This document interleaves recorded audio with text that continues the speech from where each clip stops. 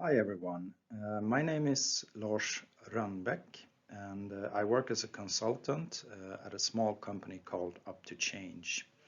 I've been working with data in all shapes and forms for over 20 years now, and I'm also a part-time researcher at Stockholm University within the field of information modeling.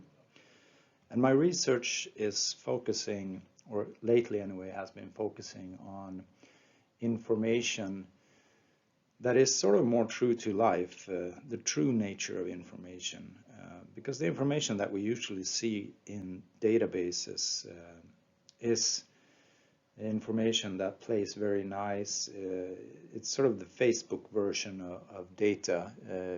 It looks nice, has lots of friends, and absolutely no issues whatsoever. And that's not really the way information is in general. If you think about information in general, it's often subjective, it's opinionated, and everything like that. So information in itself is quite more messy than what we are used to seeing as professionals within the database field. Today I will be talking about a new type of database, and this database is called Bareclad, and it's a database that I have been building. You could say that it's sort of the pinnacle of all of the research that I've been doing over the years. It's all sort of coming together into this product, and the idea here is to capture reality a little bit better than you can with traditional databases. It also has one feature that is a little bit different from other databases, and that's we try to model as little as possible up front so you can quickly get information into the database, sort of bare data. And then once it's in the database, you start to dress this data up with additional context. So that's where the database gets its name, Bareclad. Of course, building a database is no easy task, and so far it's been just me building this database. And I probably didn't really know what I was getting myself into when I started this. I've been doing lots of programming also over the years in many different languages. So I'm definitely no novice when it comes to programming. Even so, building a database I think proved to be quite of the most challenging programming exercises that I've ever done. And the database is not complete yet either. So, but there's been a lot of things that I had to figure out along the way that I wasn't really prepared for, actually. And I guess that's sort of the pains of building a database engine. One example is, of course, that I had quite lofty goals for this database when I started out, and I had to reduce these along the way if I'm ever going to have something that resembles a finished product. But I wanted it to be some kind of MPP database that was top-notch, state-of-the-art, could handle like gazillions of data, but I've sort of scaled that down, and right now I'm happy if I have an in-memory database that can run on a single computer. So that's where I am at right now when it comes to goals of the database. Of course, being an in-memory database, you don't really want the data to disappear if you suddenly shut off the computer or shut down the database. You need to be able to spin it back up and keep your data, of course. And that of course comes with some additional concerns and requirements. So what I had to do here was to figure out some good way to also add persistence into this database. The in-memory structure is a hypergraph, and it's implemented through like a lot of lookup tables, smartly indexed within the ROM memory of the computer. But the on-disk storage is actually another database. It's SQLite. I figured since I'm quite well versed in relational databases, this was a good choice, and I can start with this. It's maybe not the most performant one, but you don't sacrifice much because you only sacrifice a little bit of performance when you write data into Bareclad. When you read data, you only read from the hypergraph and not from disk. So, and of course, when you start up the database, it will read what's on disk and read it into memory. One of the first things I had to decide upon, and I started this a few years ago, was which programming language to use when I was going to build this database. I had been programming in Java, JavaScript, C, .NET, so I had a background having seen quite a few programming languages, but I felt that neither of them was a perfect fit for a database, given that you have extremely high demands upon performance, and I really wanted this also to shine when it comes to performance. So I started looking into what different languages were out there. I mean, immediately, if you think about performance, at least what many years ago, it would probably have fallen upon C or C++. But I had this feeling in the back of my mind that probably something had come along after that. So I started looking on the internet and trying to find information about new programming languages and if they were having like reasonable amount of followers and being maintained and developed. And it was quite difficult actually to figure out what was the best programming language. So I even devised a particular metric for this, and it's called SHOAS. And the metric stands for clueless has opinion about subject. And basically I have a whole article about this if you want to dive deeper, but basically the more clueless people that are having an opinion about this programming language or how you implement stuff in the programming language, the less likely I was to pick it. I wanted to find a programming language where I could easily find good quality information about how to solve problems within it. And the choice came down to Rust. And Rust, I don't regret this at all. It's a great programming language. It has an incredibly nasty compiler in the sense that it will punish you for everything that you do that is not correct. And it's incredibly good at finding this out. So when you start working with Rust, even if you're an experienced programmer, you will feel like a complete and utter idiot for a while.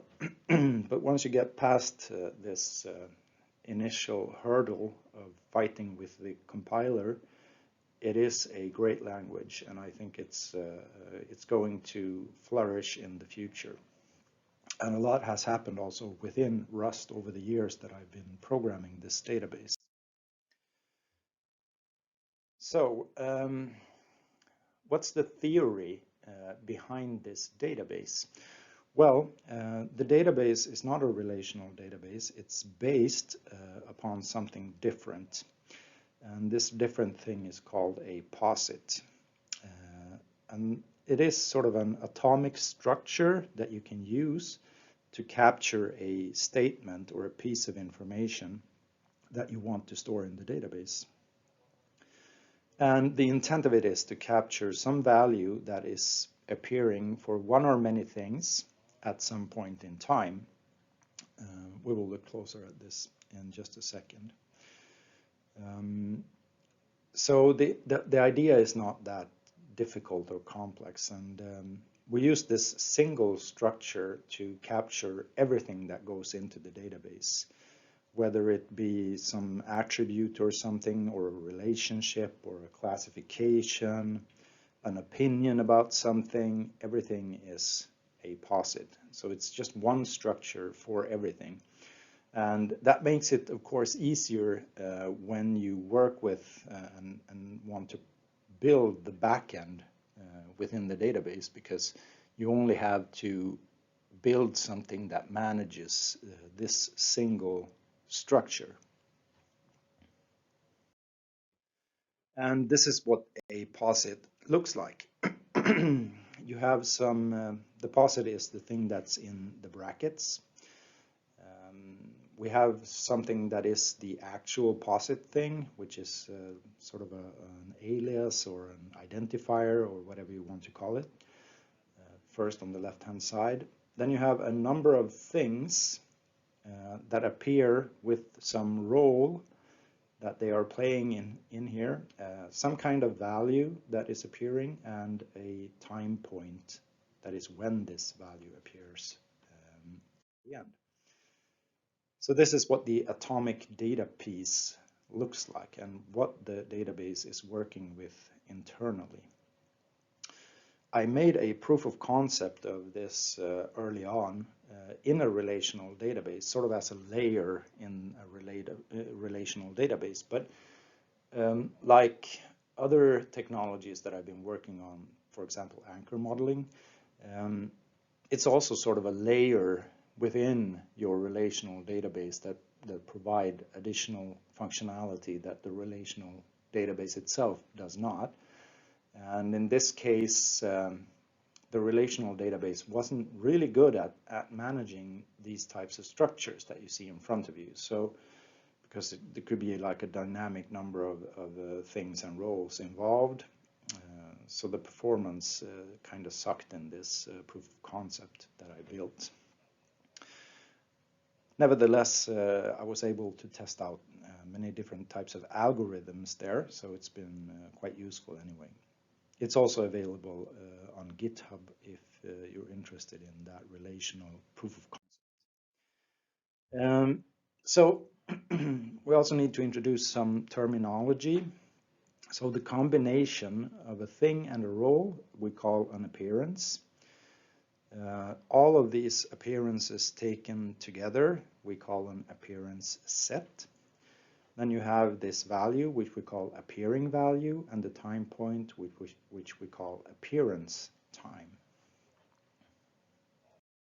So if we look at an example, here we have a posit, and on the left-hand side here, you see the identity of the posit, the identity of one of the things here, the role this thing is playing, another thing, and the role of that thing, the value that is appearing, and the time point when this value started to appear. And of course, this posit here is a marriage. So this indicates that we have someone who is the husband and someone is the wife. They are married since this point in time. And it's also, we have this identity of the posit as well, because if you think about what metadata is data about data. So unless posits were things in themselves, we couldn't really talk about them. But by making posits things in themselves, we can start to talk about this P1 using some other posit. And we will see an example of that also later. So, when you have this, so the elements that you have in here that build up this posit, they can of course appear in other posits as well. It's quite possible for this very thing that you have here that we've named IDH could appear in many other posits. This particular role could also appear in other posits. This value could appear in other posits. This time point could appear in other posits. This whole appearance set can appear in many different posits. And this is where you sort of can build a theory around this structure that we call a posit. So what does it actually mean when this identity appears somewhere else? What does it mean when an appearance set appears somewhere else in a different posit? And I wrote a paper on this, which is also freely available on the anchormodeling.com homepage. So if you're interested in the actual theory behind this, you can download the paper and read that. And apart from being able to formulate a nice theory behind the posit, the very fact that these things appear in many different places also give you the ability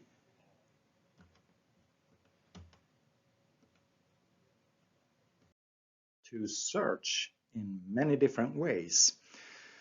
You can search for all the posits in which a particular thing appears, all the posits in which a particular role appears, or a particular value, or a particular time.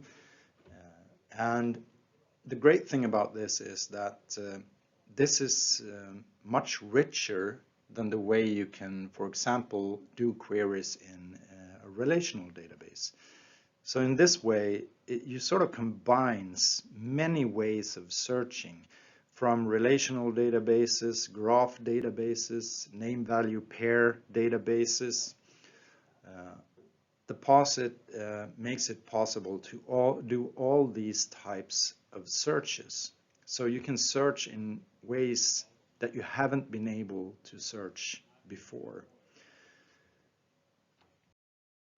And of course, if you are going to search for information in the database, you need some sort of query language. And this being a non-relational database, it also means that the language is not SQL. SQL in itself is not rich enough to express all of these different new ways that you can search. So I had to invent a new query language, but I still wanted it to sort of be SQL-like. So because I think most people will come from relational databases and SQL to Bareclad if they choose to do so. So having something that at least is somewhat familiar will help out. So the query language, it's called Dracula, transitional query language, because the theory behind posits is called transitional modeling. So transitional query language, or Dracula for short. We'll look a little bit at what this looks like. So here, here's some Dracula statements. And first, you have this statement called add role. So what you need to do in order to store posits at all is to define the different roles that things can appear through. So here we define roles, and this is basically, or very simply put, the stuff that you absolutely need to agree upon, preferably universally, but I mean at least within your business, or if not that, locally at least to your enterprise model or wherever it may be. So you build sort of a vocabulary here of the roles that you will be using when you store posits. Everything else basically is built upon this later. So this is the only thing really you need before you can start to store information. So very little modeling needs to be done up front. And you can see that these are really not classes or classification. These are more similar to attributes or columns that you would find in a CSV file or something. Then we have the add posit statement, which adds posits, and you can add several posits at once if you do a comma sign. So here we add a number of posits. And as you can see, there's a plus sign here. We'll look at closer at that in a minute, and there's no plus sign there, so it's a small difference. But this is sort of what it looks like. And to go back to some terminology, you can see that the role that we defined up here for the wife is one that we use here. You cannot use a role down here that is undefined. So you need to define your roles first. Then we have the things. They are the thing in blue here, which has some aliases. And some examples of the time points. And what's left? The values, of course. But here I started thinking, traditionally, when it comes to values, before you store a value in a database, you have to also specify what type of value it is. However, the more I thought about it, the more it made sense that the database itself could actually determine what's the best way to store this thing I see in front of me. And it's not that difficult to make the database smart enough to figure out a good storage format internally for whatever it is you're giving it. So Bareclad comes with something I call lookalike data types. So if we go back here and look at some values, this looks like a string, and well, then it will be stored as a string. This looks like a really long decimal number, well, then it will be stored as a really long decimal number. And as it turns out, Rust has some really great data types internally that you can use that are quite smart, and I also invented some own smart data types for time, for example. But that helps. You don't have to really care about defining the data types when you want to store information in Bareclad. Bareclad will figure this out by itself. And here you see this address here is specified as JSON, and Bareclad manages JSON data as well. So this will be stored internally as a JSON object. And you will be able to use some sort of JSON methods on this when you retrieve this information later. Also, if you noted, there was something here. There's some predefined constants as well. The smart time type that I created for Bareclad manages not just different granularities of time, but also has support for some special time points, like the beginning of time and the end of time. I don't really know why there's never been a standard for that, because that's something that you probably, I know I use, but usually you put 999-1231 or something like that instead of the end of time, which is sort of just a band-aid or a bad convention.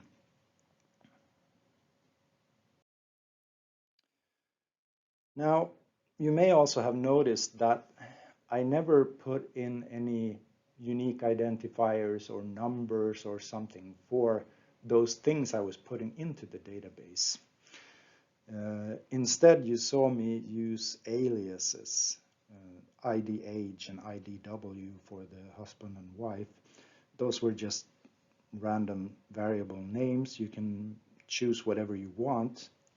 But these aliases that you introduce, they live during your query session, and then they disappear afterwards. So if you look at this query here, you have the plus sign over here. So a plus sign before an alias means that I want to create, or rather insert, an identity into this alias. So here you create a new identity, which is this IDW, and you create a new identity here for this posit. Then you can recall this later to add additional information. So this is IDH, and this is where you created IDH. So this is the address of the husband in this case, and this is the age of the husband. You can also, as you can see here, have plus signs for the same alias multiple times. So these actually acts as arrays or vectors. So you can store multiple identities into a single alias, which will help us, as you will see later.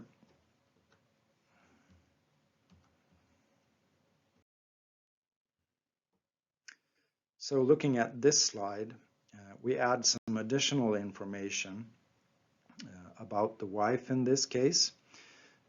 And then also some more information about the husband. Then we add two new posits that are opinions. Like I said, information out there in the world, the true nature of information is often opinionated.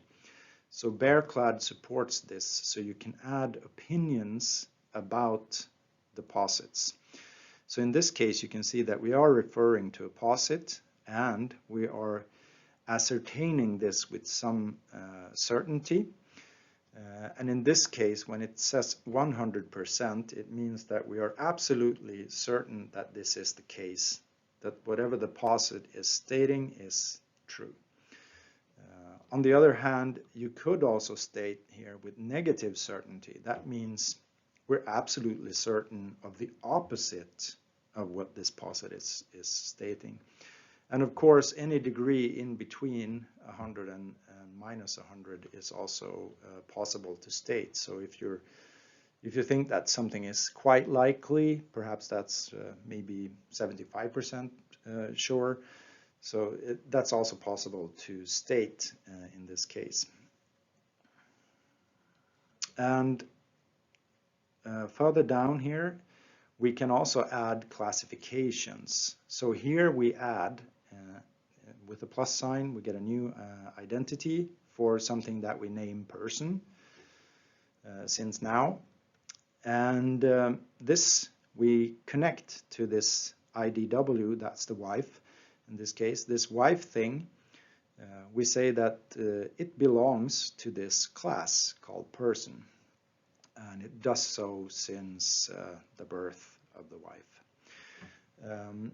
So it is possible to produce the classification as posits as well. So this is very different from how you traditionally do modeling, where you start by doing some sort of entity modeling, core business concept modeling. In this case, you have the information first in the database, and then you add classifications on top of that data that you have. And this makes it also possible to have multiple classifications of the same thing. You can have differences of opinions about classifications. So you can build multi-tenant databases, if you like, using this. And like I said, when you have used the plus sign several times for the same alias, it will contain all of the identities that you've put into that. So in this case, P1 will hold 5 posit things. So in that assertion, where I ascertain this with 100% certainty, that will expand into actually 5 posits that are being stored into the database.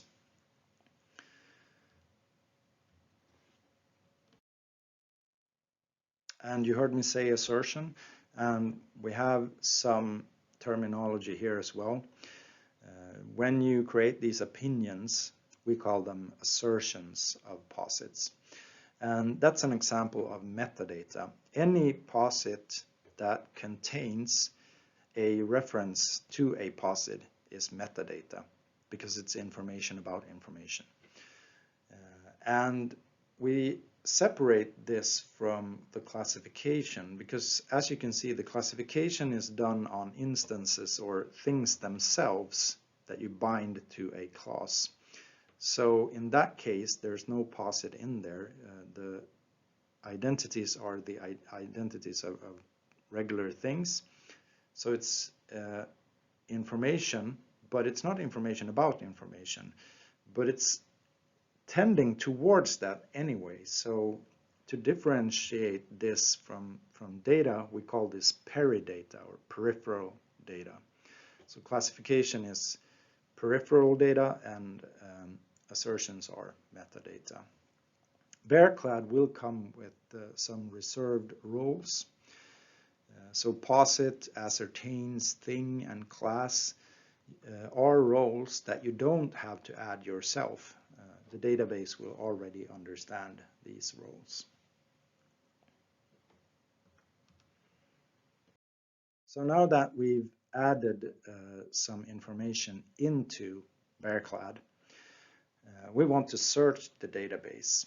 And searching the database is done through some steps or parts of your query, where the first part is the search part, where you actually specify what patterns you will want to match with your query. Then you have if you want to, a where condition, where you limit the results of this search, so you narrow it down. And finally, in the final clause of the query, you instruct the database what of all this that is matching would you like to retrieve in your results.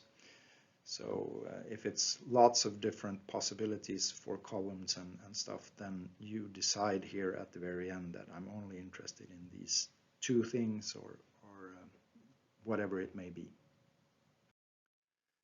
So this is what the search looks like programmatically in Dracula.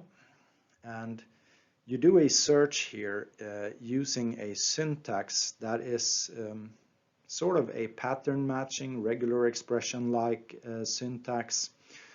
So in this case, I'm searching for all the posits that has this structure of wife, husband, married, and at some undefined still point in time that I want to keep track of.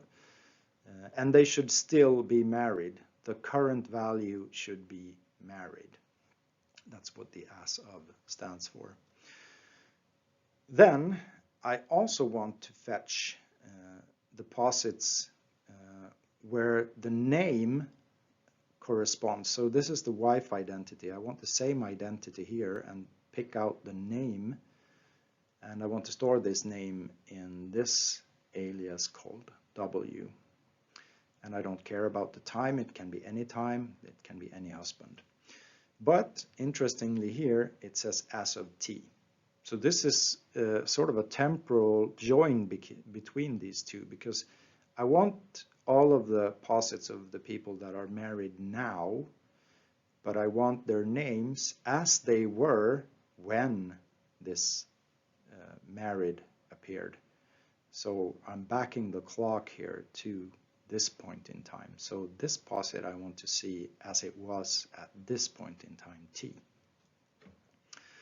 I'm also restricting myself to saying that I'm only interested in the ones that were married after 2001. So just to give an example of a where condition. You can aggregate information. So in this case, I will aggregate for these names that come, these values here. So I'm aggregating for these values. I'm creating a new alias, which is the count of wives that have this name. And I'm returning the name and the number of wives that have that name. So this is a simple query, but it shows you what the structure of these will look like. And this is sort of where I'm at right now in the implementation of Bareclad. All of the insert things that you saw work really well with persistence and everything, and you can start up the database and it will restore the information. Searching is where I'm working on the parser right now. And my plan is to have this parser complete before the summer so I can release an alpha version of the database where you can do simple searches. But this is an area where I will continue to build and improve on this search interface. So the idea behind Bareclad is sort of to capture information more true to the true nature of information or reality itself.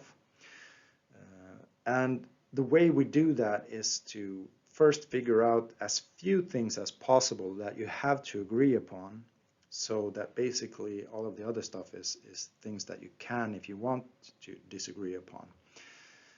So compare to a relational database, Bareclad has fewer things that you actually need to agree upon beforehand than the relational database does.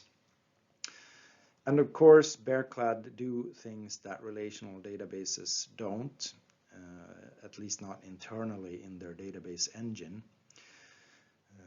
And finally, just to list a few things here, because I'm talking about capturing reality, and there are things that you can never get a database engine to manage. For example, when we enter information into the database, this has at some point been subjectively determined. If it's a color of a jacket and it turns out to be orange, well, someone will have determined at some point that orange is a good value for representing the color of this jacket by looking at it, whereas maybe, someone else could have thought, well, I think it's yellow or I think it's red. So it's a subjectively determined value when it enters the database. Then, of course, when you look at that value, when you take it out of the database, and you see that it says that the jacket is orange, you will get this mental image based on your experience of what orange is, of what this jacket probably looks like. So you also subjectively experience this value when you see it in front of you. And this is something that we can't get around. This is just the way it is. The database cannot manage this. And of course, reality is always going to be extremely complex, and we can never capture everything that goes on when we enter information into a database. So it's still extremely limited, a very intelligently selected number of stuff that we put into the database, but it's a very limited still interpretation of reality itself. Now, if you want to help out with this project, or if you're interested in just downloading, compiling, or playing around with it yourself, the whole project is open source. It's available on GitHub. The easiest way to get there is to go to bareclad.com, and you will end up directly right now at the GitHub page. So this is what it looks like, and you can follow the development there. And with that, I would like to say thank you, and I'll leave you with this final slide. We are all aware that there's some concerns right now when it comes to data warehousing and data modeling. Data warehousing would probably right now get a low score on this metric that I devised called SHUAS. I think a lot of clueless people are having opinions about data warehouses, and that's a topic for another discussion, but maybe and hopefully Bareclad can be something that might at least change the opinion a little bit for some of you anyway. Thank you very much.